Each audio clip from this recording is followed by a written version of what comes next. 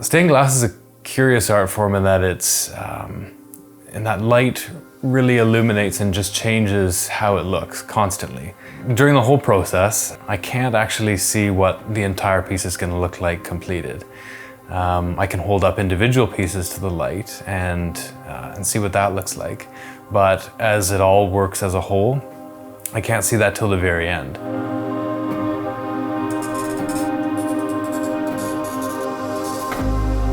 Yeah, it's just such a different art form. You've got all these separate pieces. You're building a puzzle, basically.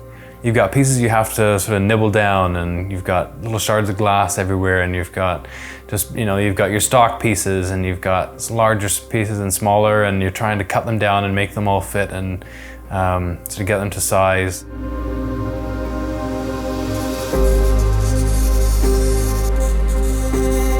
So the piece that I chose is based off of an original piece of medieval glass in Exeter, and so it's this picture of doubting Thomas, and he's putting his hand and fingers into the wounds of Christ, and Christ is willing to show Thomas that this is real and that he's worth putting his hope in.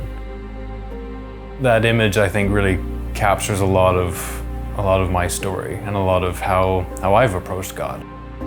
Well, with this particular piece, it's got a real personal meaning to me. I mean, I can identify with Thomas and sort of his struggles and doubting and just sort of wrestling with what's true.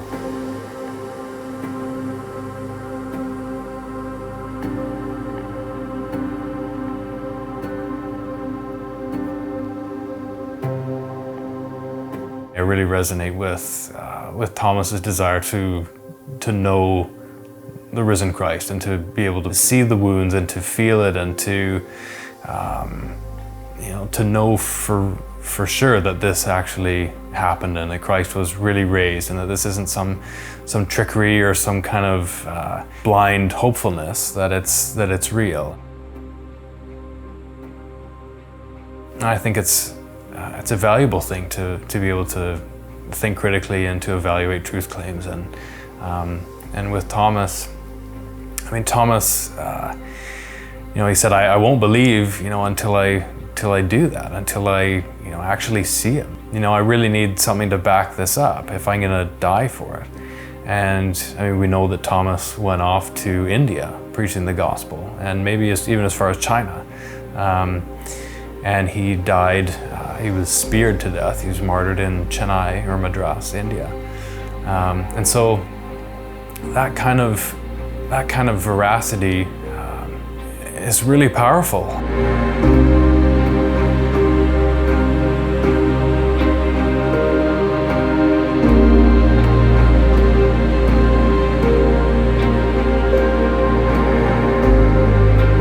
So stained glass it does take a lot of time. It can be a bit tedious at times. There's a lot of glass cutting, a lot of fine handwork.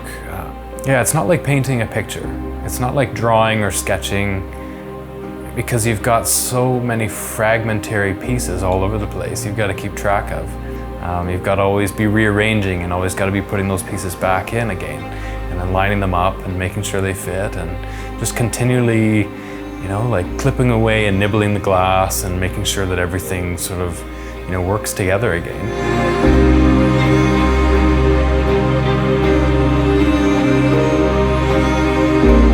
Christianity is something I always wanted to believe, and something that I did believe, certainly as a kid. But then as I sort of grew older and started challenging things and was just more aware of different worldviews, especially in high school, taking a world religions course, I was open, just hearing about the perspectives of Islam and of Taoism and of indigenous beliefs and sort of Eastern, Western, all over the map. And I really started to think about this, and I believe that there's certainly a God, but where do I go from there?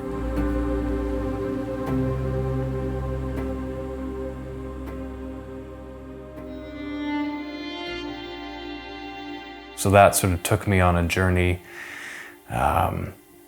yeah, of sort of testing these things and, okay, I'll have a look at sort of the Quran, and is this, what does Muhammad claim? And does this stand up to scrutiny? And does this, is this empirical? Is there evidence behind it? Or is there just a lot of sort of hopeful thinking?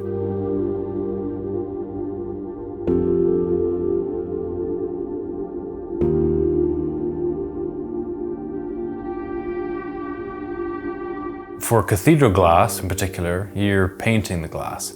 So I use sort of a concoction of metal oxides and crushed glass. It's powdered glass. It's not enough for it to just dry. It needs to be fused. And so that happens in a kiln, and it gets up to the temperature where glass begins to glow and nearly melt, and that paint will fuse into the glass itself.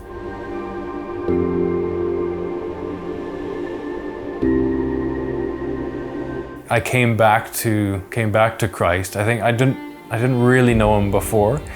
Yeah, I really challenged my faith and really wanted to make a decision and to know, if this is real, then I need to find out, and then I need to do something about that.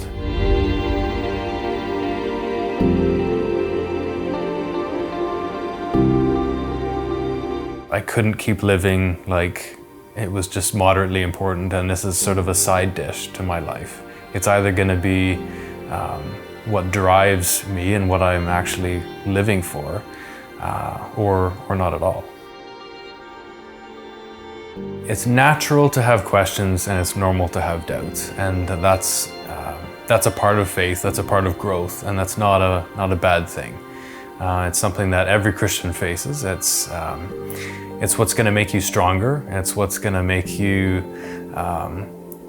be able to think critically about things. And so when you feel something, or when you start to waver, just go back to what you already know.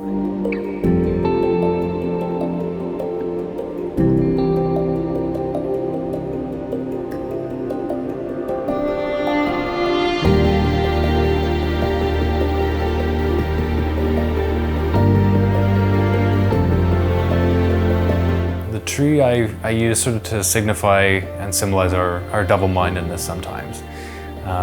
We can sort of be blown with wherever the wind blows.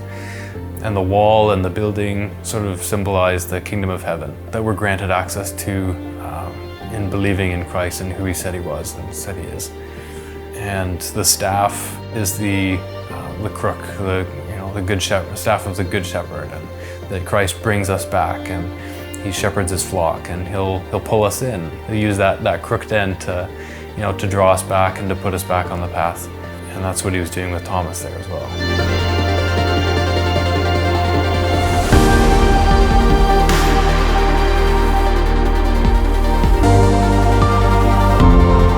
It's a continual process. I mean, like the glass, like there's new pieces being added too. And those new pieces, will change things and modify things, and it might change how you look at it and how that whole picture is coming together. But it's a continual process, just in coming back to Christ and coming back into relationship as well. We really do have something real, to put our hope in, and that I think the Thomas sort of picture is really a part of that. That Thomas tested it, and he tried it, and he found it to be true, and he gave his life for it.